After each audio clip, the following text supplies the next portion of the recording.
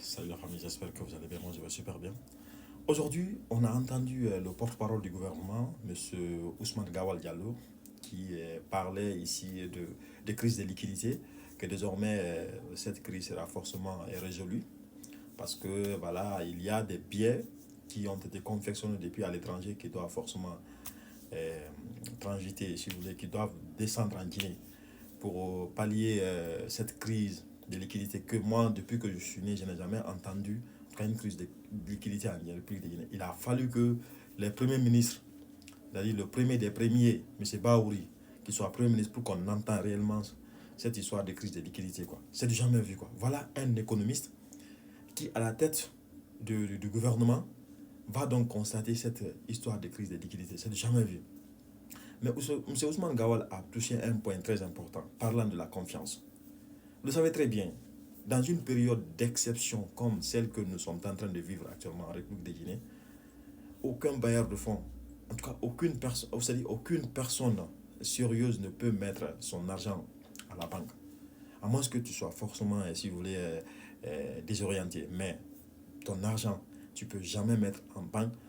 Alors que premièrement, quand tu mets ton argent forcément, il y a chaque fin de mois où on défalque, en tout cas que ce soit 2% ou 1% sur ton argent. C'est-à-dire que quand tu mets 1000 dirhams, 1000 francs ou bien 1000 euros dans ton compte en banque, chaque fin de mois, on te retire au moins 100 francs ou 200 comme ça.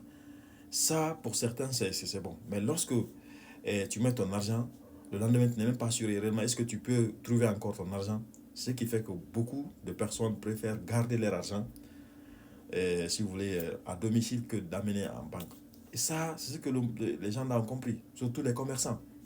Je peux vous rassurer qu'en Guinée, ce sont les commerçants qui sont en tout cas les plus gros clients des banques. Maintenant, si ces commerçants-là décident de mettre leur argent sur la domicile ou même d'envoyer ailleurs, ça veut dire que forcément on va assister toujours à cette crise de liquidité. Donc vraiment, pour le moment, il n'y a pas de confiance parce que même les bailleurs de foncier qui sont censés venir aider la Guinée pensent qu'ils ne peuvent pas investir leur argent, sachant bien qu'à tout moment, tout peut changer. Quoi.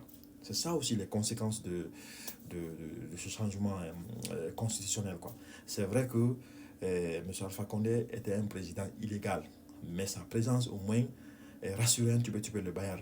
Mais ceux qui sont au pouvoir actuellement, ils n'ont aucune connaissance économique, aucune connaissance, si vous voulez, euh, administrative.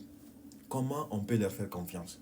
Qui va injecter son argent dans un projet ou même mettre son argent en banque, sachant bien qu'à tout moment tout peut changer. Et quand ça change forcément, c'est que la personne peut se retrouver au point de départ. Donc vraiment, M. Ousmane Gawal Diallo, moi je pense que pour le moment, cette crise de confiance, elle est plus que jamais profonde. Quoi. Maintenant, qu'est-ce qu'il faut pour mettre fin à cette crise de confiance?